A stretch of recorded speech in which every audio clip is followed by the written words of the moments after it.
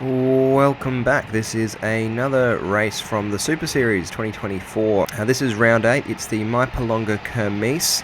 And fortunately for me, the road race on the Saturday had been cancelled. Unfortunately, there was some high fire danger ratings. I say fortunately for me because the Saturday road race had the Merriwa Street climb, which is about a 2.5 minute gravel climb that's just a little bit too long. I tend to get spat out the back on that course. But this course suits me much more. It's got a single sort of 30-second climb, and I am here to get some of the points, the sprints. So the sprints come at the end of laps 2 and 4. They come at the very top of the climb, and as I've said before, that sort of 30-second effort is somewhere where I'm really strong. So my goal out of today is just to get as many of those points as possible. And here we are at the end of lap 1. So we're coming into this climb for the first time. I'm going to hope to sag climb this one. So I'm going to try to be a little bit closer to the front than I might normally be. And you can see on this sort of false flat bit, it's only a couple of percent. I'm going to move up. Unfortunately, I don't quite manage to get quite as close to the front as I'd hoped. Jake in the blue jersey here gets pushed over by another one of the JKT riders. But fortunately, at this point, it's not going particularly hard. I'm only doing sort of 400 or 500 watts, and the race is pretty bunched up. So there's no real risk at this point of going out the back. You can see Alex with the red helmet about 10 wheels ahead of me, sprinting to get over the hill. At this point, I'm pretty comfortable. I can see I'm still surrounded by people, and I know we're near the end of the climb. So despite the fact that the race seems to be going up the road, I'm still only doing 600 watts and not really panicking. As soon as you get around this corner, the gradient levels off, and if you're in the wheels, you are home and hosed. But also it tends to be that every single lap it'll be hell for leather up the climb, and then it will relax immediately afterwards. And so despite the fact that I was doing 600 watts, I was probably saving as much energy as I could, and now I'm going to be really focused on the climb and being in a good position for the climb for the next lap. So I've actually drifted a bit closer to the front, and I can see a rider going up the road. I don't recognise him. I don't know who it is at this point, but I'm pretty confident that it's not one of the riders that's already got points in the points classification. So I'm not going to chase him down myself.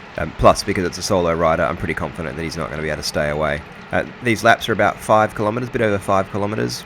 And from memory, it was not particularly windy, so it was a really good day for a bunch to chase a solo rider. I got pretty lucky. 2 guys from the green Team Everything's bike towed the bunch around for most of that lap, and then this guy from JKT did the last 1.5 kilometres leading into this corner. Now the solo rider's still up the road. I'm not really too worried about coming second instead of first in this sprint, but I really do want to get at least a couple of points in every sprint. So I light it up, and I will be honest, I didn't really pay attention to see whether anyone else was coming behind me. I am holding 730 watts, and my average for this climb was 740 odd, 750 watts for the whole thing. And then I guess I saw this guy out the road, and I thought that maybe I was going to be able to catch him on the line. And I definitely went deeper than I needed to. And you can see if I'd only had a few more meters of road, I might have gotten first in that sprint. But anyway, job done, 2 points in the bank. And with only 3 sprints left in the competition, 1 at the end of lap 4 and then 2 in the next race, I was pretty confident that a few more points would probably close out the sprints competition.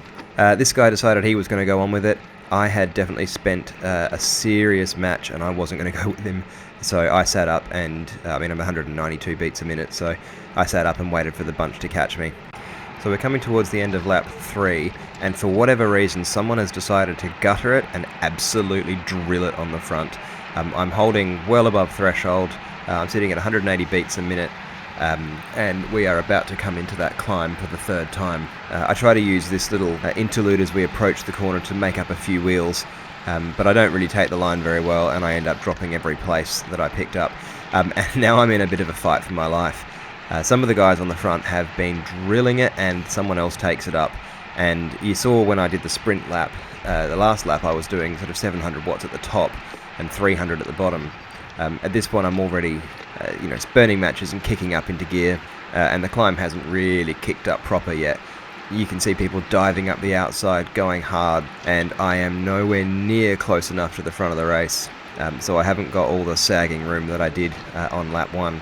I've said before that these 30-second efforts are somewhere that I'm pretty strong, but when I've been sitting at threshold for 2 or 3 minutes leading up to it, and the worst part of this climb is you cross the finish line and it just keeps dragging up at that 8%. until you get around the corner. And if you're not in the wheels and it's still on at this point, you can very quickly lose a lot of ground. Now, in other races on this course, I've gotten dropped up that climb and then just rolled back onto the back of the bunch. But you can see I'm still doing threshold, and I am hurting in every fibre of my legs. And at this stage, all I want is for the pace to come out of the race so I can sit in and just recover for a bit. But instead, some of the stronger guys up the front light it up once again. And now you can see maybe 6 or 8 guys getting up the front, getting off the front of the race, and that's something that people have to respond to. And so instead of being able to recover after that effort, I'm once again having to sit at threshold and just suffer in the wheels.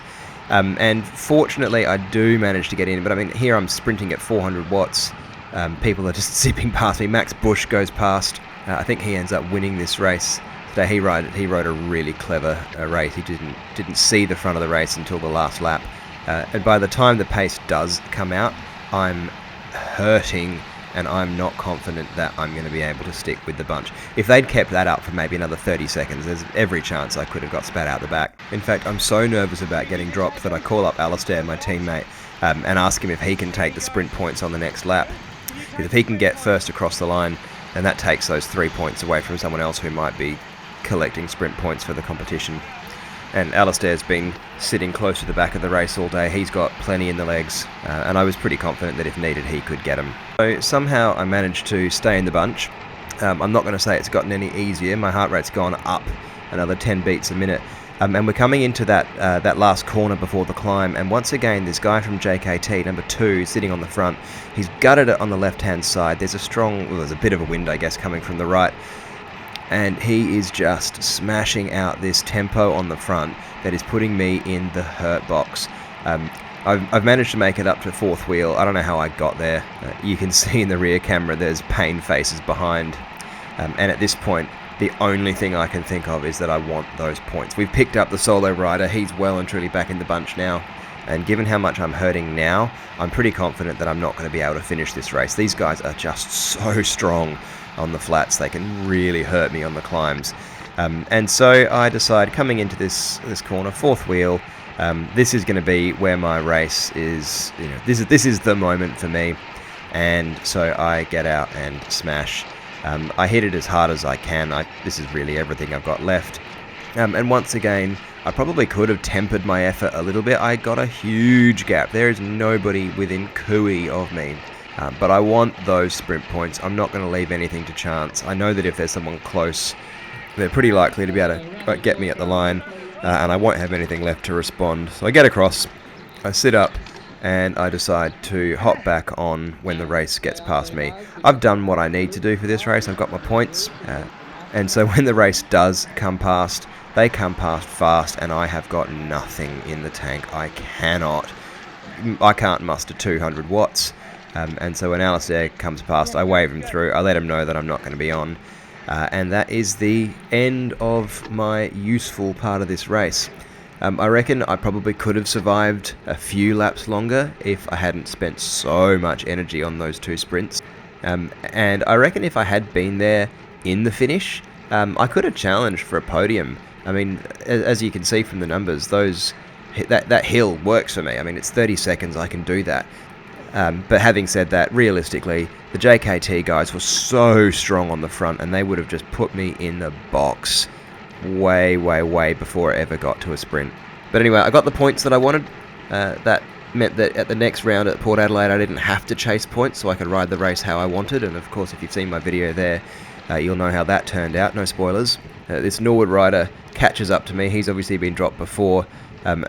In previous times racing this course, I've been caught by people who have been dropped before me, and we've managed to sort of TT our way back to the bunch. But at this point, I couldn't even hold this guy's wheel. Let him know and dropped off pretty quickly. So I set myself at tempo, bit of sweet spot for the next 3 laps. Coming up the hill for what I thought was going to be my second to last time, I'm singing One More Time by Daft Punk, expecting to have to do one more lap. Unfortunately, I get red flagged. I'm not quite sure why. I definitely would have been able to finish the next lap. I mean, I'm not getting lapped on the last lap. Wasn't too happy to be cut, but that was the race. So, I hope you enjoyed that. We'll see you in the next one. Bye for now.